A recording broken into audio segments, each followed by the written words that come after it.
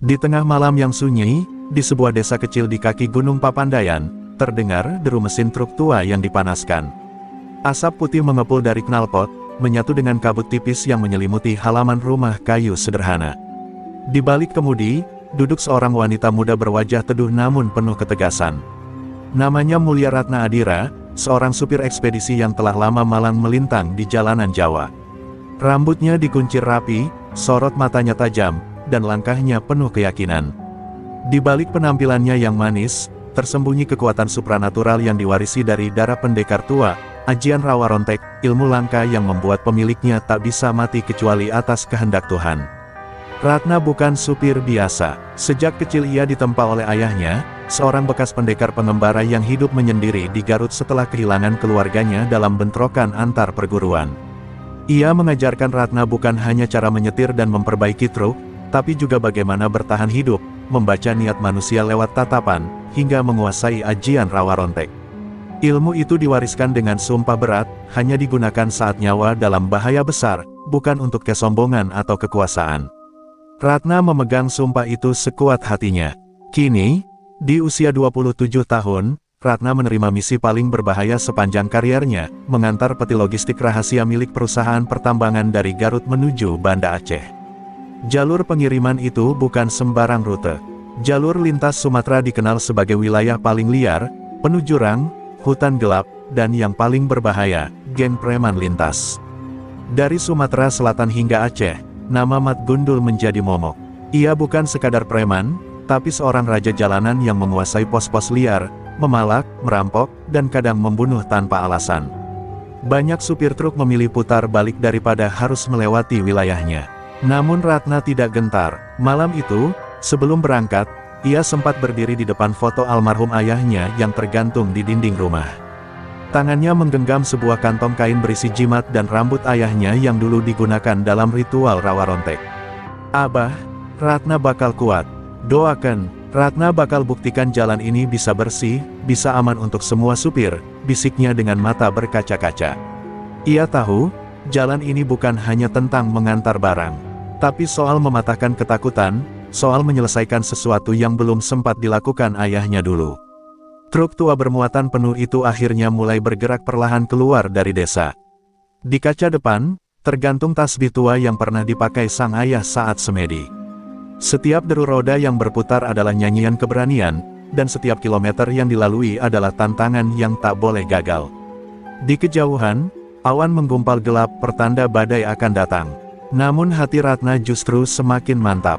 Ia tahu, semakin gelap jalan, semakin besar peluang cahaya muncul. Di titik perbatasan Lampung, angin malam mulai terasa tajam menusuk. Jalanan bergelombang, penuh lubang, dan minim penerangan. Dari radio komunikasi yang disambungkan ke komunitas sopir, terdengar suara liris seorang sopir tua mengingatkan, "Hati-hati Neng, wilayah situ udah banyak yang hilang." Mat Gundul lagi patroli. Ratna menggenggam setir lebih kuat. Ia tak menjawab, ia hanya menatap jalan yang semakin pekat dengan tatapan tajam seorang wanita yang siap melawan takdir. Belum sampai 2 jam perjalanan masuk wilayah Sumatera Selatan, di kejauhan lampu-lampu motor mulai bermunculan dari balik hutan pinggir jalan. Mereka mengepung perlahan, seperti serigala yang mengendus mangsa. Tapi Ratna hanya tersenyum kecil. Tanpa panik, ia melirik spion, lalu membuka sedikit kantong kain warisan ayahnya. Di dalamnya, jimat Rawa Rontek mulai bergetar perlahan, pertanda darah pendekar siap bangkit. Kilatan cahaya menyambar langit, menggetarkan bumi di bawah truk yang dikemudikan Ratna. Di balik kaca depan, wajahnya tetap tenang. Di sekitarnya, belasan motor preman mulai mendekat, memutar-mutar di sisi kiri dan kanan, mengintai celah untuk menghentikan laju kendaraan. Salah satu dari mereka menghentakkan rantai besi ke bodi truk, menimbulkan suara nyaring. "Berhenti, cantik, mau selamat atau jadi mayat malam ini?" teriak seorang pria berjaket kulit dengan kepala pelontos. Tapi Ratna hanya menginjak rem perlahan. Truk itu akhirnya berhenti di tengah jalan gelap, dikelilingi belasan makhluk jalanan haus uang. Ratna turun perlahan, mengenakan jaket kulit hitam, rambutnya terurai sebagian tertiup angin. Dengan langkah pasti, ia berdiri di depan truk, menatap tajam ke arah lelaki botak yang tadi mengancam. "Kalian salah orang," ucap Ratna pelan namun terdengar tegas, membuat suasana mendadak hening. Preman-preman itu saling menatap. Mereka tak menyangka bahwa wanita seanggun itu tidak menunjukkan rasa takut sedikitpun. "Kami gak peduli siapa lo. Ini jalur kami. Mau lewat, bayar," bentak si botak sambil mengayunkan rantai besinya. Tapi sebelum rantai itu benar-benar melayang, Ratna mengangkat tangan kirinya dan menarik seutas benang merah dari balik kantong kain yang tergantung di pinggangnya. Tiba-tiba, angin bertiup kencang tanpa alasan, membuat rantai itu terhempas ke belakang. Mata Ratna berubah, sorotnya menembus ke dalam jiwa. Dalam sekejap, lelaki botak itu terduduk ketakutan. Matanya membelalak, tubuhnya gemetar. Ia melihat bayangan hitam besar berdiri di belakang Ratna, bayangan sosok pendekar tua berwajah murka. Apa itu? Pekiknya panik. Teman-temannya mulai merasa ada yang tak beres. Salah satu dari mereka mencoba menyerang dari belakang, namun seketika tubuhnya terpental sejauh 5 meter tanpa Ratna bergerak sedikitpun. Tubuh preman itu membentur pohon, mengeluarkan darah dari mulutnya, lalu tak sadarkan diri. Yang lain mencoba lari, tapi kaki mereka seolah terpaku ke tanah. Udara malam berubah menjadi dingin menggigit, suara-suara aneh seperti desisan ular dan rintihan terdengar dari balik semak-semak. Ratna memejamkan mata, mengaktifkan ajian rawa rontek sepenuhnya. Tubuhnya dikelilingi aura merah menyala yang hanya bisa dilihat oleh orang-orang yang berniat jahat. Dalam kesunyian itu, sekelebat ingatan masa lalu muncul. Ratna teringat saat ayahnya mengajarkan ajian rawa rontek di tengah hutan saat ia masih berusia 12 tahun. Ilmu ini bukan untuk menyakiti, tapi untuk menyelamatkan. Tapi jika musuh tak memberi pilihan, maka jadilah benteng bagi yang tertindas, ucap ayahnya waktu itu. Ratna, dengan mata berkaca-kaca, membisikkan doa dalam hati. Ia tidak ingin membunuh, tapi ia juga tidak akan membiarkan jalur ini dikuasai para penjahat. Setelah beberapa menit penuh ketegangan, tubuh preman-preman itu ambruk satu persatu. Bukan karena diserang secara fisik, tapi karena mental mereka runtuh dihantam ketakutan yang muncul dari dalam jiwa. Mereka melihat bayangan kematian, dosa-dosa masa lalu, dan wajah-wajah korban yang mereka aniaya. Ratna hanya berdiri diam, menjadi cermin yang memantulkan karma mereka sendiri. Ketika semua tak lagi bisa berdiri, Ratna kembali masuk ke truknya. Tapi sebelum pergi, ia berkata lantang, "Sampaikan pada Mat Gundul. Aku akan melewati jalurnya. Kalau dia masih ingin hidup, sebaiknya jangan cari aku." Ratna menutup pintu truk dan melanjutkan perjalanan. Di kaca spion, ia melihat para preman itu masih terbaring lemas, seperti habis diguncang gempa batin. Di balik langit gelap, bulan tampak lebih terang malam itu, seolah menyaksikan kembalinya kekuatan tua yang selama ini tertidur. Dan di sepanjang jalan yang masih panjang, Ratna tahu, ini baru awal dari pertarungan panjang yang akan menentukan nasib para supir dan masa depan jalur lintas Sumatera. Malam semakin dalam, hutan di sisi kiri dan kanan jalan semakin rapat, seperti lorong hitam tanpa akhir. Truk tua Ratna melaju perlahan menembus pekatnya malam. Meskipun angin dingin menerpa dari celah-celah jendela, keringat dingin justru menetes di pelipisnya. Bukan karena takut, melainkan karena ia tahu apa yang baru saja ia lakukan pasti menyebar cepat. Preman-preman yang tadi dibuat tak berdaya akan melapor. Dan nama Mat Gundul, sang raja preman, akan segera mencium kehadirannya. Perjalanan ke Aceh bukan lagi sekadar pengiriman logistik, tapi sudah berubah menjadi medan perang batin dan nyawa. Di posko preman wilayah Lampung, puluhan motor terparkir tak teratur. Di dalam bangunan reyot penuh coretan dan asap rokok, Mat Gundul mendengar laporan dari anak buahnya yang masih gemetar. Bukan manusia, Bang. Dia punya ajian. Preman-preman kita tumbang tanpa disentuh." Suasana menjadi tegang. Mat Gundul, pria tinggi besar berkepala licin dan bertato ular kobra di lehernya, menghentakkan meja hingga pecah. Matanya menyala penuh kemarahan. "Ajian, supir wanita bisa ngalahin satu regu. Gila kalian semua," bentaknya sambil menghempaskan gelas ke dinding. Namun jauh di lubuk hatinya, Mat Gundul tak sepenuhnya meremehkan kabar itu. Ia pernah mendengar desas-desus lama tentang ajian rawa rontek. Ilmu kuno yang membuat pemiliknya hidup abadi dalam peperangan. Tapi ia tak percaya itu sungguhan ada, apalagi dimiliki oleh seorang wanita. Meski begitu, malam itu juga, Mat mengirim sinyal ke seluruh jaringan preman jalur lintas untuk bersiap menghadang Ratna.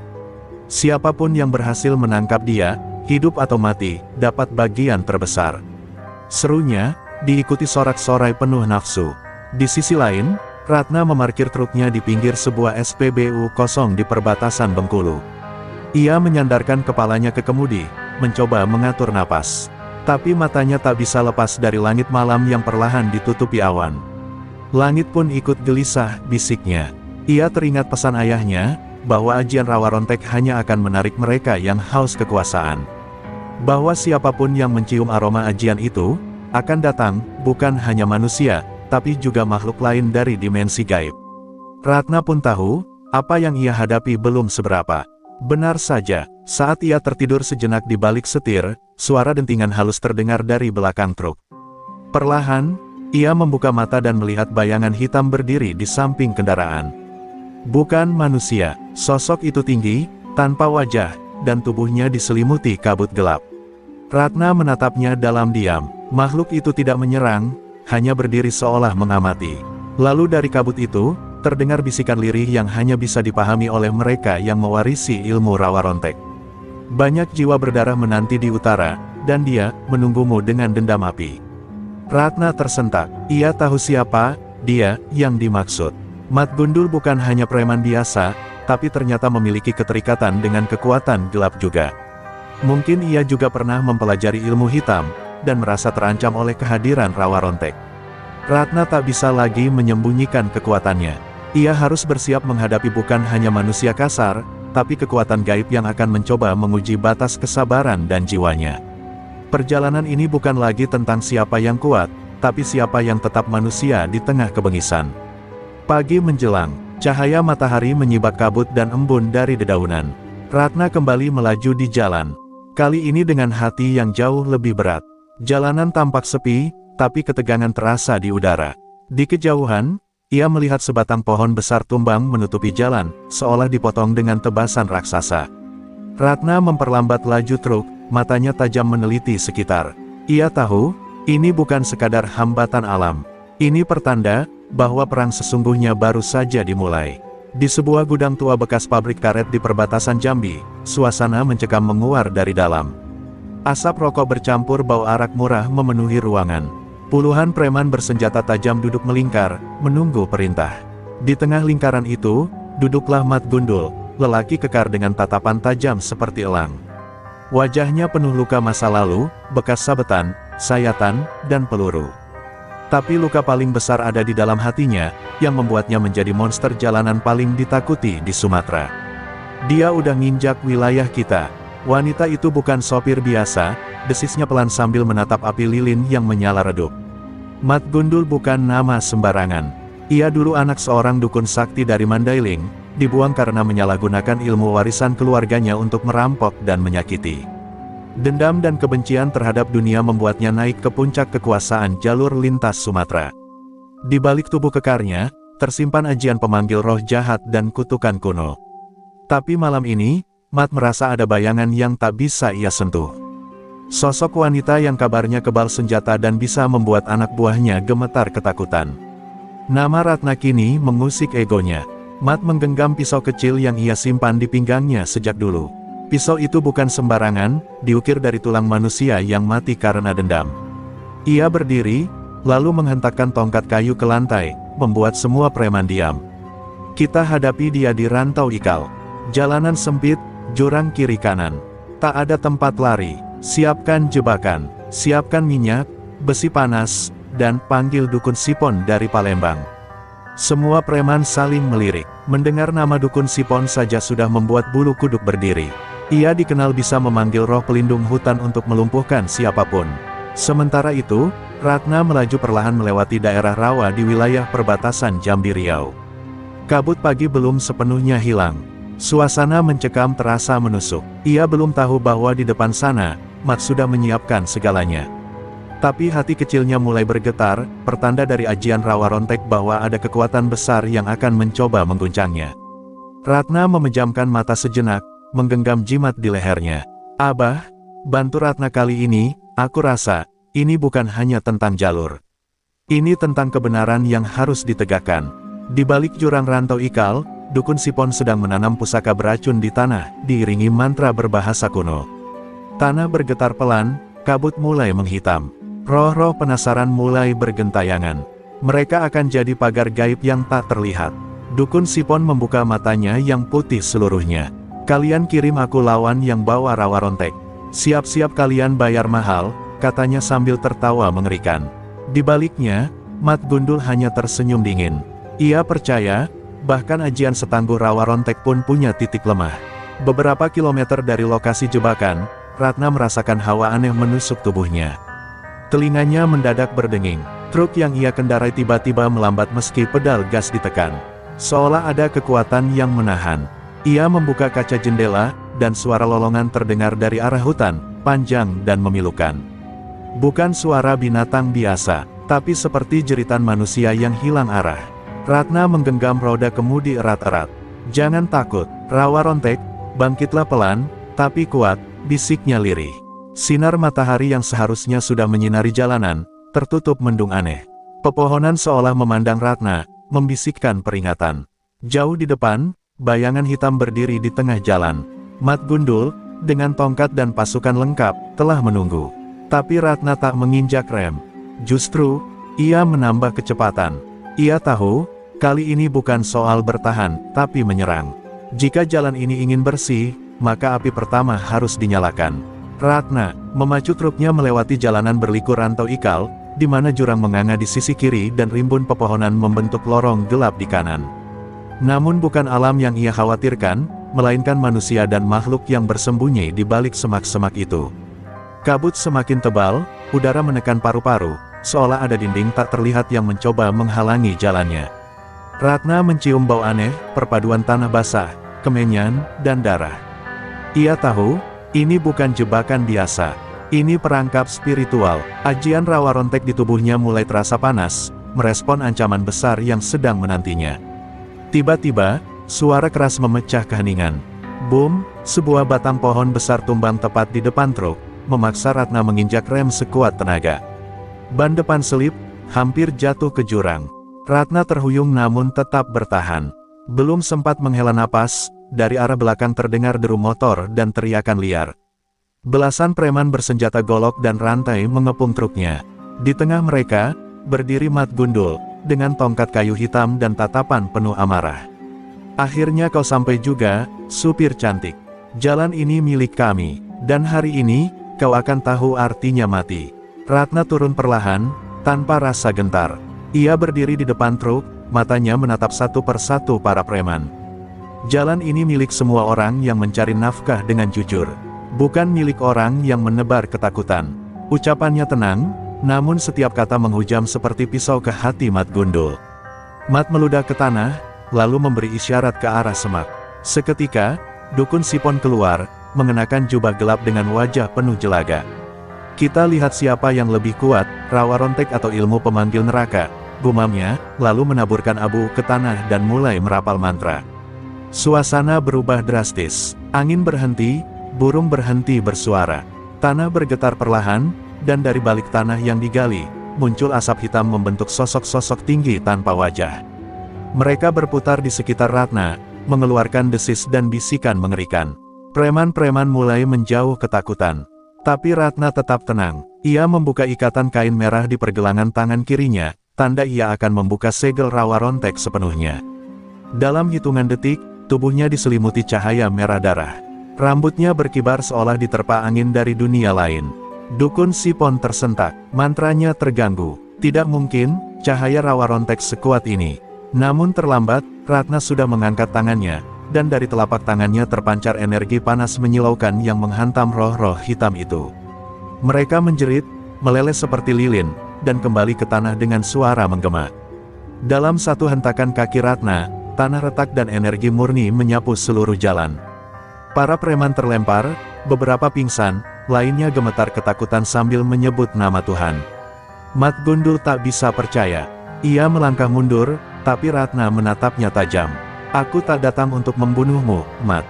Tapi jika kau masih berdiri di antara jalan orang-orang jujur, aku tak akan ragu. Mat mencoba menyerang dengan tongkatnya yang penuh ilmu hitam. Tapi saat ia mendekat dan ujung tongkat menyentuh tubuh Ratna, seketika lidah api muncul dari tanah dan membakar tongkat itu menjadi abu. Mat terpental, Tubuhnya membentur batu dan mulutnya mengeluarkan darah segar. Ia menatap Ratna dengan ketakutan yang tak pernah ia rasakan sebelumnya. Preman-preman yang tersisa mulai lari tunggang langgang, membawa tubuh teman-temannya yang terluka. Dukun Sipon tak berkata apa-apa, ia menghilang ke dalam kabut, seperti bayangan yang menyesal telah menantang ajian tertua di tanah ini.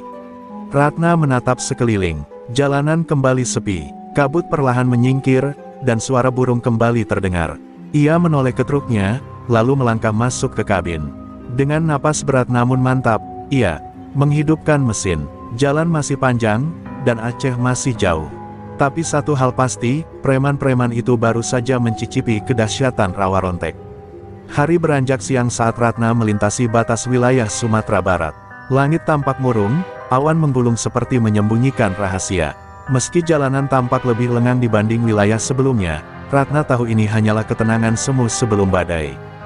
Dari radio komunitas sopir, terdengar bisikan pelan, preman Bukit Keling mulai gerak lagi. Ada kabar mereka disuruh Mat Gundul cari, supir wanita dari Garut. Ratna menoleh ke kaca spion. Mat mungkin sudah terkapar, tapi egonya pasti belum runtuh. Ia akan terus mengirim anak buahnya hingga Ratna menyerah, atau mati. Di tanjakan curam Bukit Keling, truk Ratna mulai melambat. Jalannya sempit dan berbatu, hanya cukup untuk satu kendaraan. Pepohonan menjulang tinggi, dan kabut kembali menyelimuti pandangan. Tiba-tiba, dari balik pepohonan, 5 pria bertubuh kekar muncul sambil membawa celurit dan batang kayu. Mereka berdiri di tengah jalan, mengangkat tangan menyuruh truk berhenti. Di antara mereka, berdiri seorang pria berambut pirang oksidasi, mengenakan jaket kulit hitam dengan lambang tengkorak di punggungnya.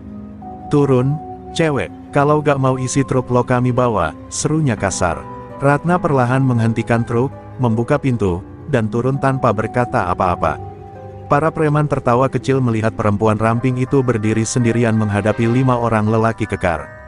"Cantik sih, tapi sayang keras kepala," ejek salah satu dari mereka sambil meludah ke tanah. Tapi Ratna tetap diam, matanya hanya tertuju pada si rambut pirang, pemimpin mereka. Ia bisa merasakan aura kesombongan dan kebrutalan dari pria itu, mungkin baru pertama kali turun langsung setelah dikirim Mat Gundul. "Kau pikir aku takut padamu?" tanya Ratna, pelan, namun kalimat itu membuat pemimpin preman mendelik. Tanpa aba-aba, si pirang mengayunkan kayu ke arah kepala Ratna.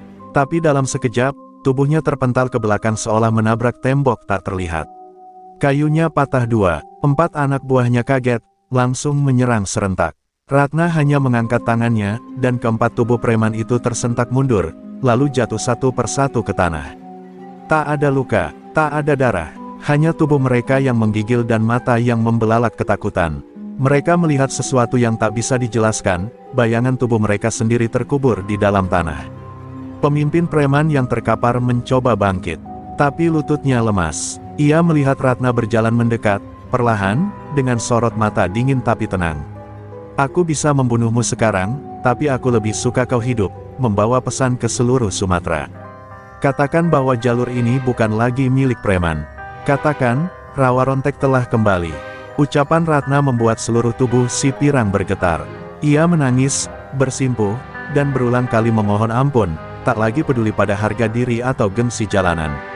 Ratna berbalik, meninggalkan mereka seperti angin dingin yang menusuk tulang.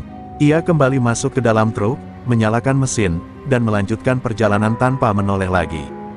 Dari kaca spion, ia melihat kelima preman itu masih terduduk di jalan, memandangnya dengan ketakutan bercampur rasa kagum. Kemenangan ini bukan soal kekuatan, tapi tentang membalikkan rasa takut kepada mereka yang selama ini menindas. Jalanan semakin sunyi, dan truk Ratna kembali melaju menembus Sumatera, membawa bukan hanya barang, tapi cahaya harapan bagi banyak sopir lain yang pernah menjadi korban. Namun jauh di depan, sebuah mata mengawasinya dari balik rerimbunan pohon. Bukan manusia, bukan pula roh biasa, makhluk itu mengeluarkan desisan rendah, "Rawa Rontek, terlalu lama kau tidur. Kini waktunya, darah lama dibangkitkan." Dan perjalanan Ratna pun tak hanya soal menghadapi manusia, tapi juga bayang-bayang dari masa silam yang siap mengguncang kekuatan sejatinya. Langit mulai berwarna jingga saat truk tua Ratna memasuki wilayah padang panjang. Jalanan yang semula lengang perlahan dipenuhi kehidupan, pasar pinggir jalan, warung sederhana, dan anak-anak kecil yang melambai pada setiap truk yang lewat. Namun di balik wajah-wajah ramah itu, Ratna merasakan kegelisahan yang aneh. Beberapa pedagang buru-buru menutup lapak begitu melihat truknya melintas. Para sopir yang berpapasan menunduk, memberi kode halus untuk segera berhenti. "Ada apa di depan sana?" gumam Ratna, menggenggam kemudi lebih erat. Di radio komunitas, suara seorang sopir tua muncul, pelan dan penuh beban. "Neng Ratna, kalau bisa, berhenti di pos pengisian Lembah Anai. Ada sesuatu yang gak biasa, suara-suara aneh malam tadi, ada sopir yang hilang tanpa jejak." Ratna terdiam, ia tahu ini bukan kebetulan. Kejadian-kejadian mistis belakangan ini pasti ada kaitannya dengan pergerakannya. Apalagi setelah Rawa Rontek kembali aktif, dunia gaib yang dulu tertidur mulai menggeliat. Dan kini, Padang menyimpan tanda-tanda gangguan yang lebih dalam dari sekadar preman. Ratna berhenti di pos pengisian Lembah Anai, sebuah tempat sunyi di antara lembah dan air terjun. Seorang pria tua pemilik warung menghampirinya dengan langkah cepat. "Neng Ratna, astagfirullah, jadi benar kabar itu? Neng pemilik Rawa Rontek?" tanyanya lirih, seolah melihat legenda hidup. Ratna mengangguk singkat, pria tua itu mengusap wajahnya. 3 malam lalu, ada suara jeritan dari hutan. Lalu muncul asap hitam, dan setelah itu, hilang 1 truk ekspedisi. Sopirnya ditemukan keesokan harinya, lidahnya terpotong, matanya kosong. Matanya berkaca-kaca. Ini bukan preman, ini sesuatu yang lebih jahat. Ratna terdiam, lalu memejamkan mata. Ia mulai merapalkan doa dalam hati, menyatu dengan kekuatan Rawa Rontek. Udara di sekelilingnya mendadak berubah, dingin dan berat. Ia membuka matanya, dan dari kejauhan, terdengar teriakan panjang, ark, jeritan yang bukan berasal dari tenggorokan manusia biasa. Suara itu menggema dari dalam hutan, memantul di tebing, dan membuat semua orang di pos pengisian ketakutan. Beberapa warga langsung masuk ke dalam warung, merapatkan pintu. Tapi Ratna, justru berdiri tegak, menatap arah datangnya suara. Ia berjalan ke belakang truk, membuka peti kecil berisi jimat dan benda pusaka. Dari dalamnya, ia mengambil sebuah ikat kepala merah, warisan terakhir ayahnya. Saat dikenakan, tubuh Ratna terasa lebih ringan, tapi jiwanya jauh lebih tajam. "Kalau ini ulah dunia lain, maka aku harus turun tangan," bisiknya. Ia tahu, Rawa Rontek bukan sekadar ajian kebal, tapi juga tameng penyeimbang antara dunia manusia dan dunia gaib. Jika jalur ini sudah dicemari kekuatan kegelapan, maka tugasnya bukan hanya membersihkan jalan dari preman, tapi juga dari makhluk-makhluk yang haus jiwa. Sambil membawa tasbih tua peninggalan ayahnya, Ratna melangkah menuju arah hutan yang pekat. Suara langkahnya tenang, tapi setiap injakan kakinya membuat tanah bergetar pelan. Pepohonan di sisi kiri kanan jalan berdesir, seperti menyapa keberanian seorang wanita yang tak pernah mundur. Di dalam hutan itu, sesuatu sedang menunggu, makhluk yang telah dibangkitkan oleh energi dendam, mungkin oleh seseorang yang ingin melihat Rawa Rontek jatuh. Ratna sadar, ia harus bersiap bukan hanya untuk melawan, tapi untuk menghadapi masa lalu yang selama ini ia kubur dalam diam. Dan saat sinar terakhir matahari tenggelam di balik bukit, suara-suara lirih mulai terdengar, bisikan dalam bahasa tua, jeritan jiwa-jiwa tersesat, dan tawa yang bukan milik manusia. Ratna berdiri di batas hutan. "Aku tahu kau di sana. Tunjukkan dirimu, sebelum aku yang datang menjemputmu," ucapnya. Pelan, angin mendadak berhenti, daun tak bergerak, dan dari balik kegelapan, 2 mata merah menyala, menatap Ratna dengan kebencian purba. Malam menelan bumi saat truk Ratna memasuki wilayah Riau, menyusuri jalan hutan yang gelap dan mencekam. Langit seperti tak ingin menampakkan bintang, seolah turut berduka atas kejahatan yang sedang menyelimuti jalur lintas ini. Ratna, masih dengan ikat kepala merahnya, menyetir dengan kewaspadaan penuh. Beberapa kali, ia merasakan hawa dingin merayap dari belakang lehernya, seperti tatapan makhluk tak kasat mata yang mengawasi setiap geraknya. Namun Ratna tak gentar. Ia tahu, sejak Rawa Rontek kembali aktif, jalurnya bukan lagi sekadar jalan logistik, melainkan medan spiritual. Di sebuah tikungan sempit, truk Ratna dipaksa berhenti. Sebatang pohon besar kembali tumbang menutupi jalan. Tapi kali ini berbeda. Pohon itu masih segar, batangnya basah dengan getah merah seperti darah. Ratna turun, meneliti dengan hati-hati. Langkah kakinya pelan, tapi tajam. Tiba-tiba, dari dalam semak-semak, terdengar suara lirih menyanyikan tembang tua dalam bahasa Minang yang sudah hampir punah. Suara itu menggema, mengalun seperti bisikan maut. Ratna menggenggam tasbihnya erat. Mereka sudah mulai bermain dengan alam bawah, gumamnya dengan napas tertahan. Tak lama kemudian, puluhan obor menyala dari balik pepohonan. Bayangan manusia mulai berdatangan, tapi ada yang aneh. Mata mereka kosong, tubuhnya pucat, dan mereka berjalan seolah dituntun kekuatan tak terlihat. Di barisan belakang, berdirilah sesosok makhluk hitam besar, bertanduk satu, dengan taring menyembul dari mulutnya. Sosok itu mengeluarkan desisan pelan, dan para manusia itu langsung menyerang Ratna seperti boneka hidup.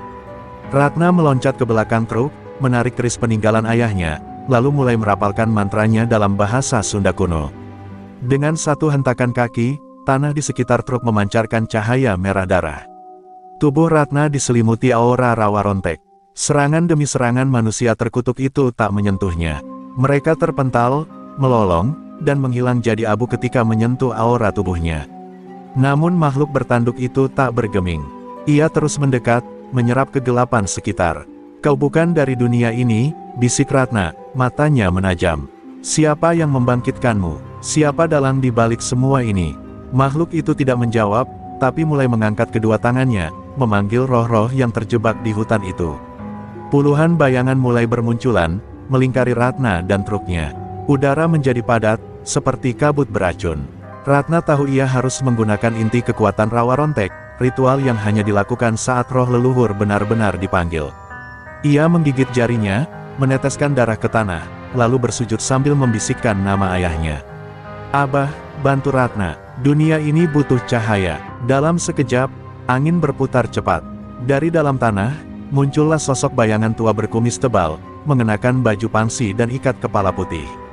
Ayah Ratna, ia berdiri di belakang putrinya, lalu menebas ke arah makhluk bertanduk dengan pedang cahaya yang menyala merah menyilaukan.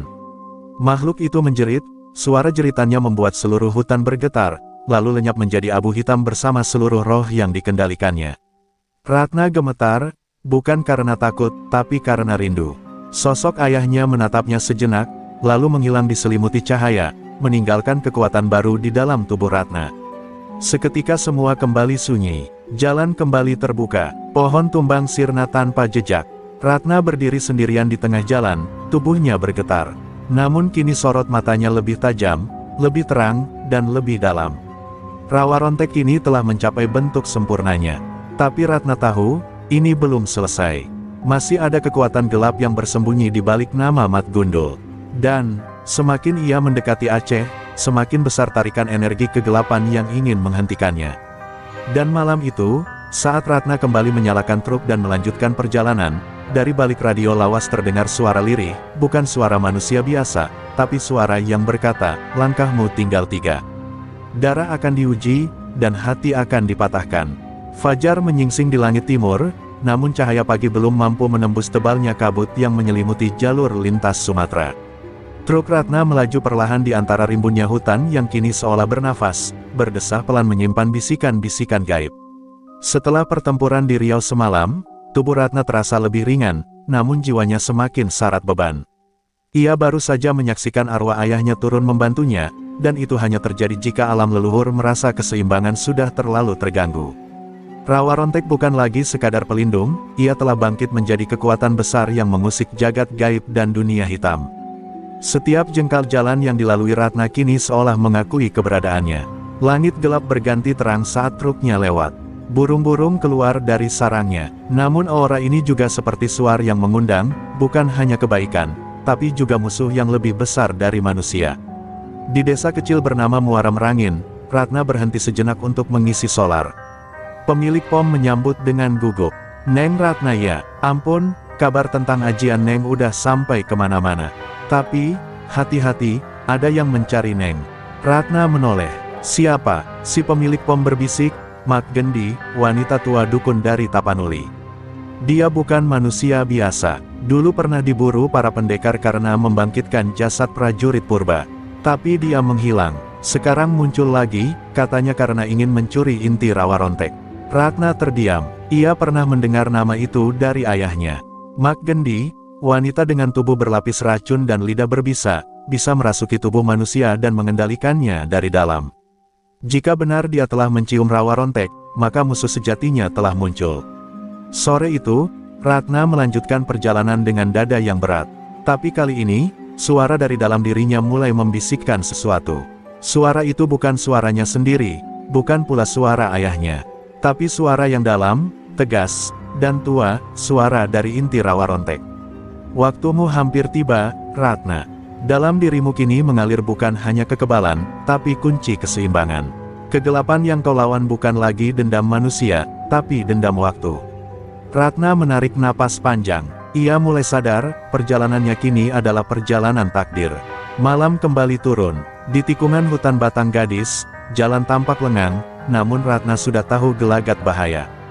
Ia mematikan lampu utama truk, hanya menyalakan sorot pendek.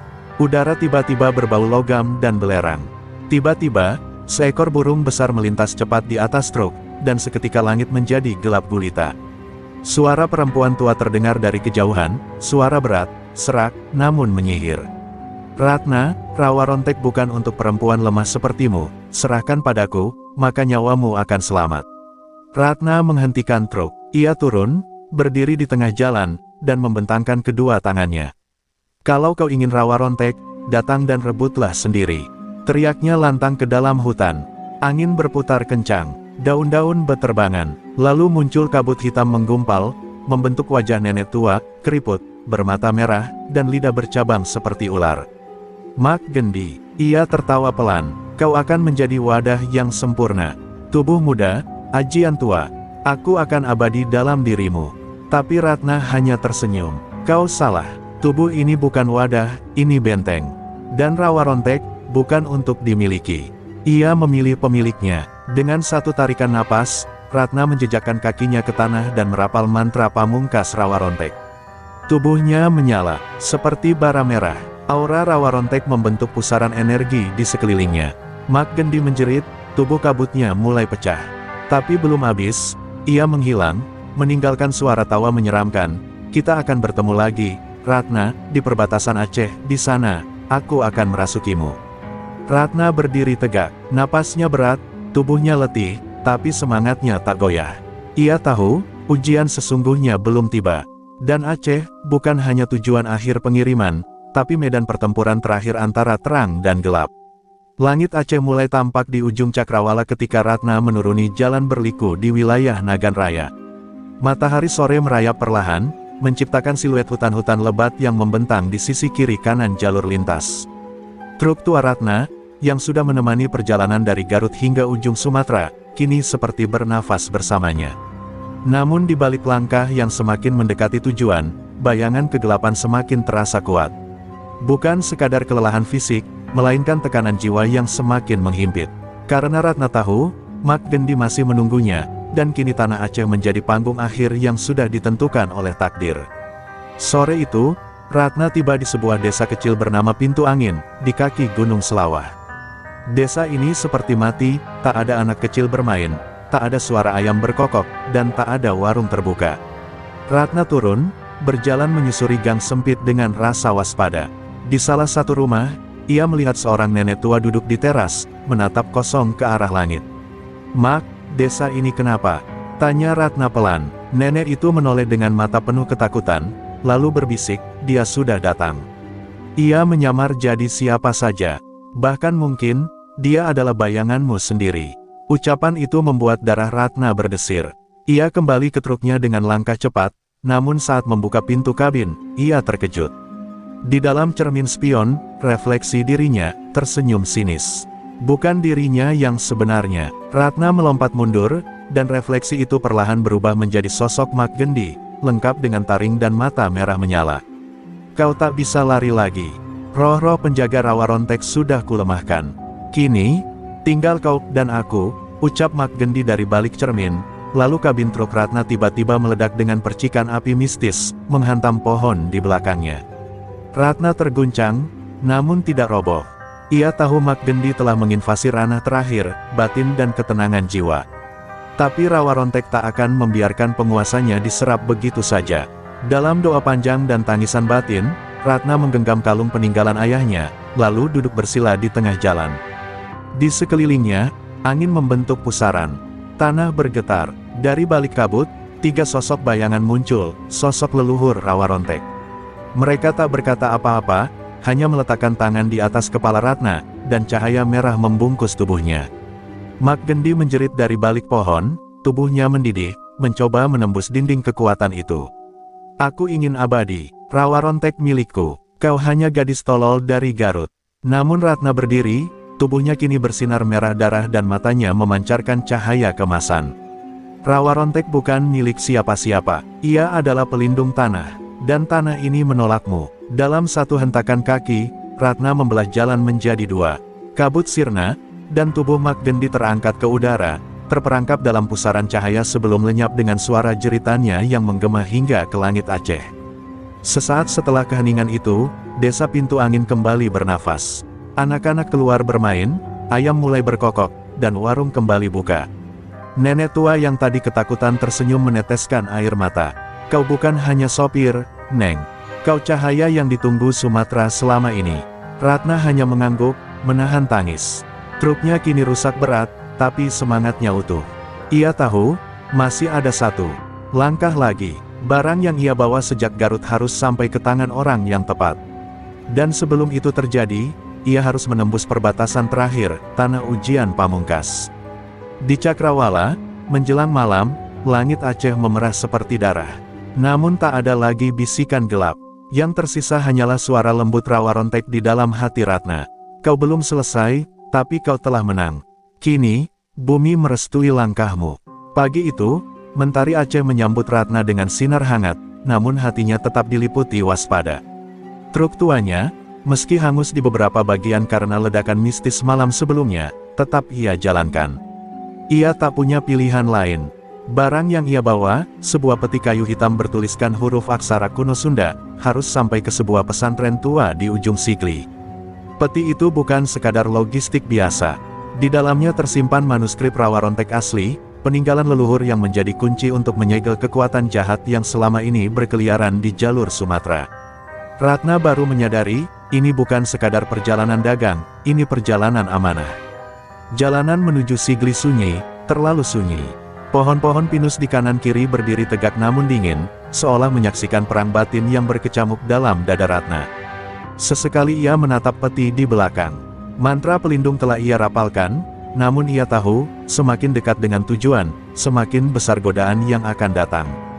Di titik inilah biasanya manusia diuji bukan dengan kekerasan, tapi dengan keraguan, kehilangan, dan rasa takut akan kegagalan. Dan benar saja, di tikungan Menara Tangse, Ratna melihat sesuatu yang membuat tubuhnya nyaris runtuh, bayangan ayahnya, terikat dan berdarah. Abah! Ratna turun dari truk, langkahnya gemetar. Sosok itu tergeletak di bawah pohon pinus, penuh luka, terengah-engah. Namun ada sesuatu yang janggal. Ayahnya meninggal dalam damai, mustahil ada di sini. Tapi suara lirih itu begitu nyata. Ratna, tolong, aku disiksa Mak Gendi, kau gagal melawan dia. Dia masih hidup dalam dirimu. Seketika Ratna terjatuh, tubuhnya bergetar. Hatinya dilanda badai keraguan. Apakah kemenangan di desa Pintu Angin hanya tipuan? Apakah Rawarontek telah ternoda? Di titik itulah, kegelapan mencoba masuk, bisikan halus dari dalam dadanya, suara Mak Gendi yang menyaru jadi hati nurani.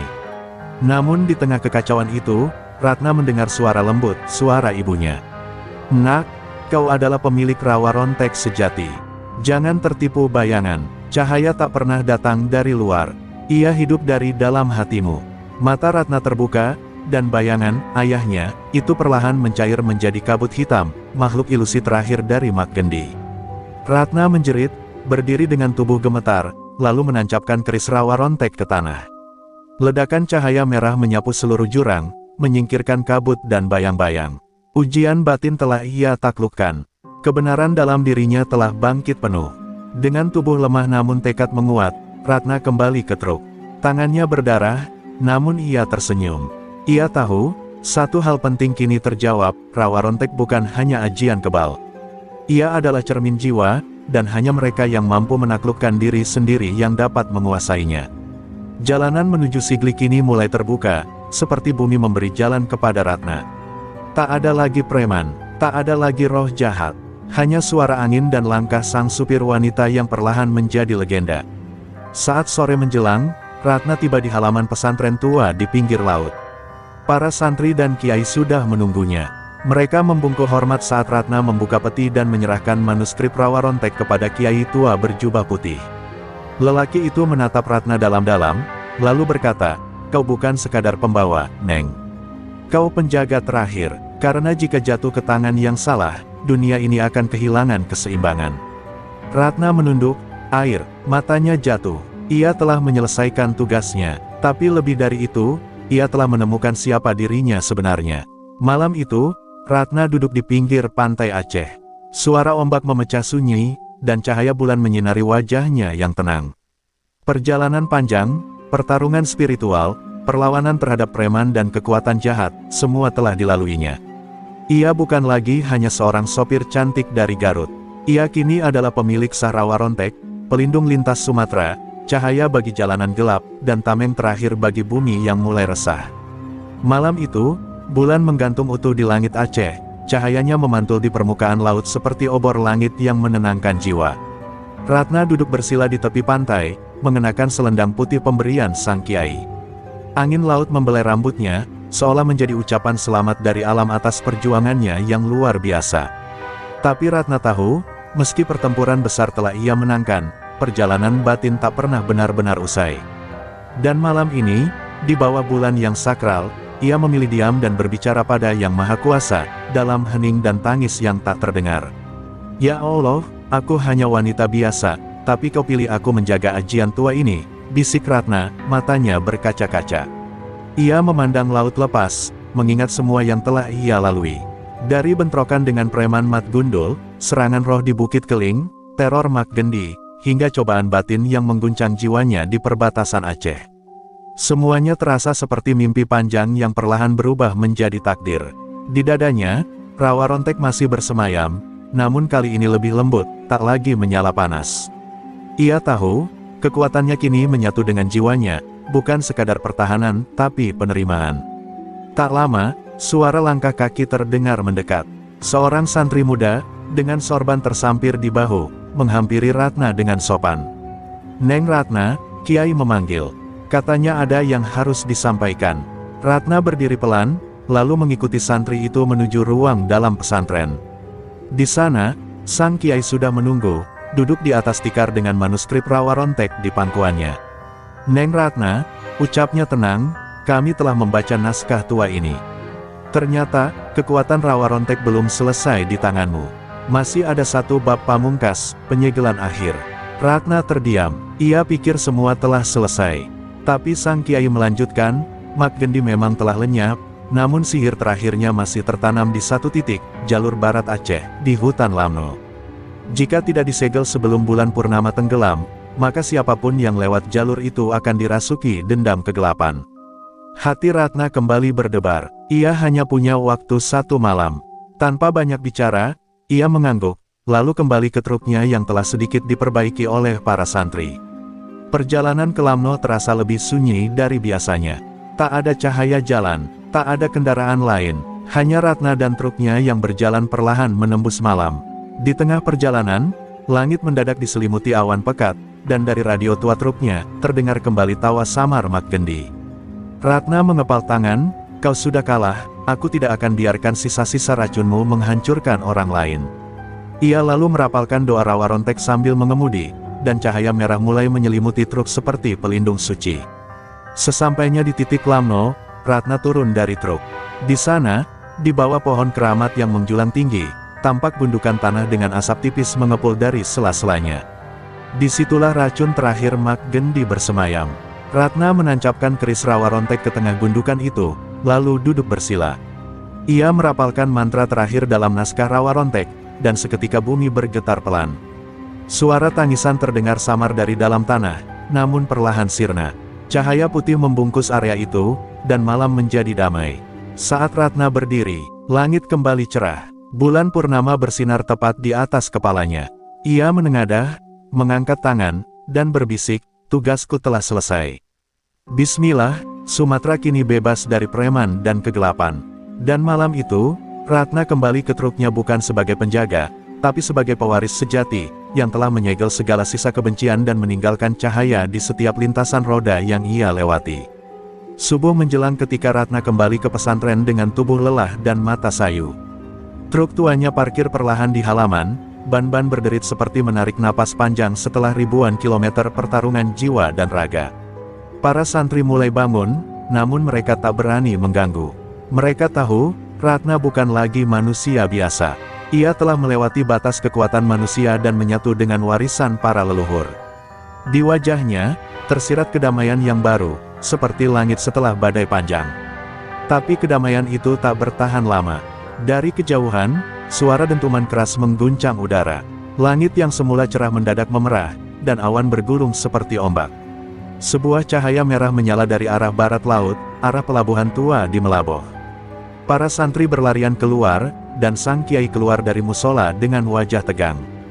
"Ratna, itu bukan cahaya biasa," ucapnya. "Itu tanda bahwa rawa rontek telah dibuka oleh pihak lain, dan disalahgunakan." Ratna langsung tersentak. "Mustahil, manuskripnya sudah kusegel, tak ada yang bisa membangkitkannya tanpa izin leluhur." Namun sang kiai menatap Ratna dalam-dalam. "Kau lupa, ada satu peninggalan lain yang belum kau sentuh. Roda rawa rontek, legenda yang menyebutkan bahwa ajian ini juga disimpan dalam bentuk pusaka berbentuk roda, disembunyikan di langit-langit sebuah kapal karam di Melaboh. Dan jika ada yang menemukan dan memutarnya tanpa hak, maka kehancuran bukan hanya di darat, tapi bisa menembus langit dan jiwa manusia." Ratna terdiam, peluh dingin mengalir di pelipisnya. Ia tahu ini bukan pertarungan biasa. Ini bukan soal truk, bukan soal jalanan. Ini tentang melindungi langit dari terbakar. Tanpa menunggu waktu, Ratna menaiki truknya. Kali ini ia tak sendiri. Sang kiai ikut naik, membawa kitab rawa rontek dan seuntai tasbih leluhur. Di sepanjang perjalanan ke Melaboh, langit semakin merah. Pohon-pohon mulai layu. Hewan-hewan keluar dari hutan, melolong ke arah langit. Dunia terasa miring, seperti akan roboh. Ratna mengemudi dalam diam, tapi sorot matanya tajam. Ia sudah tidak punya rasa takut. Yang ada hanya satu tujuan, menghentikan siapapun yang telah membangkitkan roda rawa rontek. Sesampainya di pelabuhan tua, suasana mencekam. Bangunan-bangunan hancur, air laut bergelombang tinggi meski tak ada angin. Di tengah pelabuhan, tampak siluet seorang pria berdiri di atas kapal tua yang setengah tenggelam. Di belakangnya, tampak sebuah roda kuno berputar pelan, menyala merah darah. Sang kiai langsung berlutut, menggigil. Itu, roda pusaka, milik rawa rontek tertua. Dan pria itu, bukan manusia.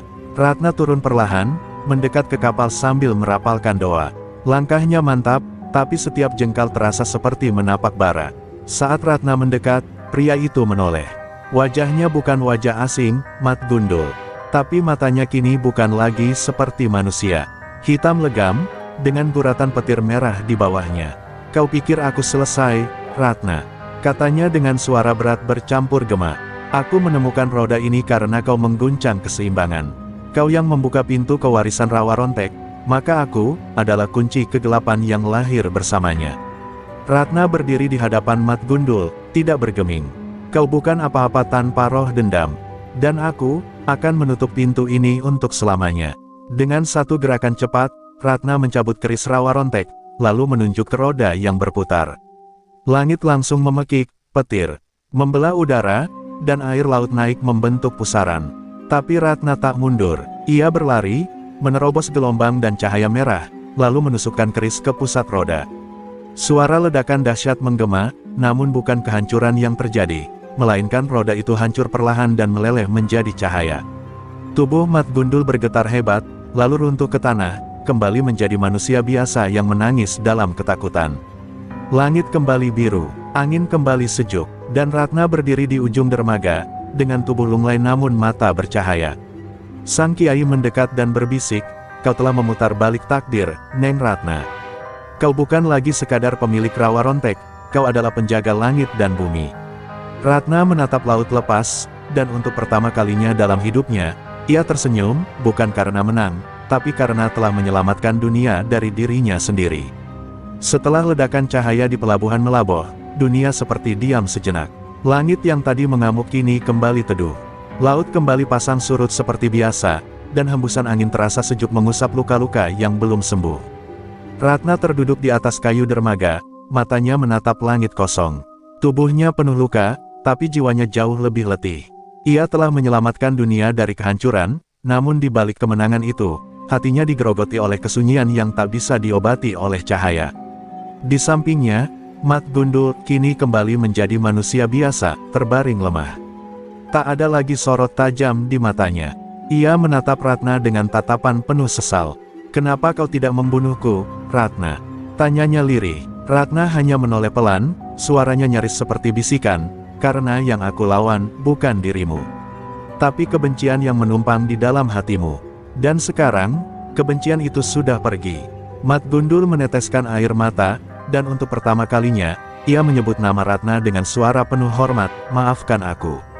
Beberapa santri dan penduduk pelabuhan mulai berdatangan setelah melihat langit kembali terang. Mereka mengangkat Ratna dan Mat Gundul ke pesantren, diiringi dengan rasa hormat dan haru. Di sepanjang jalan, orang-orang menundukkan kepala. Mereka tahu, perempuan Garut ini telah melakukan sesuatu yang bahkan para pendekar besar tak sanggup lakukan, menyatu dengan kekuatan kuno tanpa menjadi gila karenanya. Namun di dalam hati Ratna, ia justru merasa kehilangan. Bukan kehilangan kekuatan, tapi kehilangan arah. Jika semua ini telah selesai, lalu siapa dirinya sekarang? Malam harinya, Ratna duduk sendirian di serambi pesantren, memandangi bulan yang kembali bulat. Kiai tua mendekat, membawa secangkir teh hangat. "Neng Ratna," katanya pelan, "kadang yang paling berat bukan saat kita bertarung, tapi saat semuanya usai. Saat kita harus hidup tanpa pertempuran." Ratna hanya tersenyum lemah. "Saya takut, Kiai. Saya tak tahu bagaimana caranya jadi manusia biasa lagi. Saya sudah terlalu jauh." Sang Kiai mengangguk. "Tapi mungkin, ini saatnya engkau menemukan bentuk baru dari perjuangan." Esok harinya, Ratna pamit kepada seluruh santri dan penduduk pesantren. Tak ada truk tua yang mengantar kepergiannya. Ia memilih berjalan kaki ke terminal kecil di ujung kota, membawa hanya satu tas berisi kitab Rawa Rontek dan kalung peninggalan ayahnya. Saat menaiki bas tua menuju Garut, seseorang memanggil dari kejauhan. "Neng Ratna." Ternyata itu Mat Gundul, sekarang dengan baju sederhana dan wajah yang bersih dari amarah. Ia menunduk dalam, lalu berkata, "Jika kau tak keberatan, izinkan aku menebus dosa dengan menjadi sopirmu." "Bukan sopir truk, tapi sopir perjuangan yang lain." Ratna tersenyum samar. Ia tidak menjawab, hanya mengangguk pelan lalu melangkah ke dalam bas. Di dalam, ia duduk di dekat jendela, memandangi jalanan yang dulu ia taklukkan. Tapi kini, jalanan itu bukan lagi medan perang. Ia melihat anak-anak berlari, penjual keliling, suara masjid, dan harapan-harapan kecil yang tak pernah padam. Dan saat bas mulai bergerak, Ratna menatap ke langit dan berbisik, "Jika jalanku kini tanpa kekuatan, biarlah kebaikan yang jadi senjataku." Karena Ratna tahu, ajian Rawa Rontek mungkin telah disegel, tetapi jiwa yang berani melindungi orang lain akan terus menyala, bahkan tanpa mantra. Perjalanan pulang ke Garut terasa sangat berbeda bagi Ratna. Jalanan yang dulu penuh tantangan kini terasa tenang, bahkan terlalu tenang. Tak ada suara ledakan, tak ada mata-mata gelap mengintai, tak ada hawa sihir mengganggu langkah. Tapi justru di balik ketenangan itu, Ratna merasa kosong. Bukan karena kehilangan Rawa Rontek, melainkan karena ia tahu, dirinya tak akan pernah sama. Ia telah berubah, dari supir truk biasa menjadi penjaga warisan, lalu kembali ke tanah kelahirannya tanpa membawa apa-apa, kecuali luka yang tak terlihat. Bas berhenti di terminal Garut saat senja. Langit jingga memantulkan kenangan lama. Ratna melangkah turun, menghela napas panjang. Beberapa orang menatapnya sekilas, tapi tak ada yang mengenalnya. Di kota kelahirannya sendiri, ia kembali menjadi sosok yang tak dikenal, tak dieluk-elukan, tak disambut. Tapi Ratna justru merasa tenang. Karena perjuangan sejati bukan untuk pujian, tapi untuk kebaikan yang tak terlihat. Ia melangkah ke gang kecil menuju rumah lamanya, rumah peninggalan orang tuanya yang selama ini ia tinggalkan demi perjalanan panjang ke Sumatera. Di depan pagar bambu yang rapuh, ia berdiri cukup lama. Kenangan masa kecil berkelebat, suara ayahnya memanggil dari dalam, ibunya yang menanak nasi, dan tawa kecilnya saat bermain di halaman. Ia menatap pintu kayu yang tertutup, lalu membuka perlahan. Rumah itu masih berdiri, meski usang. Ia melangkah masuk, menyapu debu, dan meletakkan tas kecilnya di atas meja kayu tua. Di dinding, masih tergantung foto ayahnya mengenakan ikat kepala putih dan senyum bangga. Ratna menatap foto itu lama sekali, lalu berbisik, "Abah, Ratna pulang, bukan sebagai pemenang, tapi sebagai manusia yang lebih mengerti arti hidup." Malam itu, Ratna menyalakan lentera dan duduk di serambi. Ia menulis sesuatu di selembar kertas tua. Bukan cerita tentang pertarungan, bukan juga catatan kemenangan, tapi sebuah surat. Isinya, undangan untuk siapapun yang ingin belajar rawa rontek bukan sebagai ajian kebal, tapi sebagai jalan hidup yang menjaga. Ia ingin membagikan ilmunya, bukan karena ingin diwarisi, tapi karena ia percaya, kekuatan sejati bukan diwariskan, tapi ditumbuhkan dari kesadaran dan niat suci. Beberapa hari kemudian, anak-anak desa mulai datang. Mereka duduk di halaman rumah Ratna, mendengarkan kisah-kisahnya. Bukan kisah tentang membunuh preman atau melawan dukun jahat, tapi kisah tentang memilih tidak membalas dendam, tentang melindungi yang lemah, dan tentang memaafkan diri sendiri. Dari balik pohon kelapa, Mat Gundul, yang kini hidup sederhana sebagai petani, sesekali ikut duduk, diam, dan tersenyum. Ia pun menjadi saksi, bahwa kekuatan yang dulu menghancurkannya, kini menjadi pelita yang menuntunnya. Ratna tak lagi menyetir truk, tapi roda pengabdian tak berhenti berputar.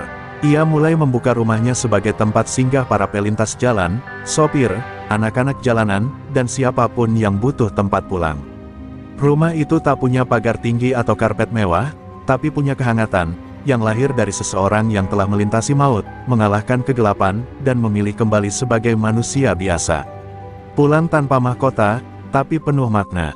Di malam-malam tertentu, ketika angin bertiup dari utara, suara rawa rontek masih terasa di udara. Tapi kali ini bukan sebagai peringatan perang, melainkan sebagai bisikan damai. Dan Ratna, duduk di serambi, menatap langit sambil berkata dalam hati, "Aku mungkin tak lagi sakti, tapi aku akan selalu menjaga." Pagi itu, embun masih menggantung di ujung dedaunan ketika Ratna membuka pintu rumahnya. Matahari Garut memancar lembut, seolah menyapa sang penjaga yang telah kembali. Di pelataran rumah, anak-anak kecil sudah duduk bersila, menunggu giliran mendengar kisah. Di antara mereka ada anak sopir, anak pedagang sayur, anak petani, semua datang tanpa tahu siapa Ratna sebenarnya dulu. Mereka hanya tahu satu hal, Ratna adalah guru yang mengajarkan kekuatan hati. Dan itu lebih dari cukup. Hari-hari berjalan tenang. Rumah Ratna berubah menjadi tempat pengajaran, bukan soal bela diri, tapi tentang menjaga. Ia mengajarkan bahwa rawa rontek bukan alat untuk sombong atau menang bertarung, tapi sebagai laku hidup yang melatih keberanian dalam kebaikan. Tidak semua anak memahami ajaran itu dengan cepat, tapi Ratna tahu, ilmu yang tumbuh dalam hati akan menetap lebih lama daripada ilmu yang hanya hinggap di otot. Ia tidak terburu-buru, ia tidak mencari pewaris, karena warisan sejati tidak perlu diwariskan. Suatu malam, Ratna duduk di belakang rumah, memandangi bintang. Udara dingin, tapi tidak menusuk. Di tangannya, terselip sepucuk surat dari kiai tua di Aceh. Isinya singkat namun dalam, "Jalanmu sunyi, Ratna." Tapi dari sunyi itulah suara langit bisa terdengar. Ratna meneteskan air mata. Ia tahu, tidak akan ada patung dirinya didirikan, tak akan ada nama yang tercatat di sejarah besar. Tapi ia tak butuh itu. Yang penting, jalanan lintas Sumatera kini aman. Preman telah bertobat, dan rawa rontek telah kembali ke alam damai. Sore berikutnya, kabar datang dari jauh. Salah satu anak yang pernah mendengar kisah Ratna kini menjadi sopir truk baru. Bukan sopir biasa, tapi sopir yang berani membela pedagang kecil dari Pemalakan. Anak itu berkata, "Saya pernah dengar dari Bu Ratna, bahwa kekuatan terbesar bukan di tangan, tapi di hati yang tahu kapan harus melindungi." Ratna tersenyum lirih mendengar kabar itu. Hatinya hangat. Ia sadar, ia tidak pernah butuh murid yang sakti, cukup satu jiwa yang sadar, maka dunia akan berubah. Beberapa kali, Ratna menerima tamu yang datang dari jauh, sopir lintas, orang-orang yang dulu mengenalnya sebagai sang pemilik rawa rontek. Mereka datang hanya untuk duduk sebentar, minum teh, dan mengucap terima kasih. Mereka tidak membahas pertarungan, tidak meminta ilmu, hanya diam, karena diam mereka mengandung hormat. Mereka tahu, yang duduk di serambi itu bukan pendekar, tapi manusia biasa yang telah menaklukkan kegelapan dengan kesabaran. Dan pada suatu fajar, Ratna berjalan ke bukit kecil di belakang rumah. Di sana, ia menanam sebatang pohon beringin muda. Ia tidak menuliskan nama di bawahnya, tidak membuat tugu atau batu nisan. Ia hanya berkata, biarkan yang tumbuh ini menjadi saksi bahwa aku pernah ada. Dan biarkan dunia memilih apakah ingin mengingatku, atau cukup merasakan dampakku. Karena warisan sejati adalah yang hidup tanpa harus disebut. Hari-hari berlalu, Garut tetap tenang, Ratna tetap mengajar, tapi siapapun yang lewat di depan rumah kecil itu, entah dari Aceh atau dari pelabuhan Bakauheni, selalu berhenti sejenak. Bukan karena tahu siapa yang tinggal di dalam, tapi karena mereka merasa ada sesuatu yang melindungi jalur itu. Sesuatu yang tak bernama, tak kasat mata, namun nyata. Dan itulah Ratna, warisan tanpa nama, penjaga sunyi yang menyala.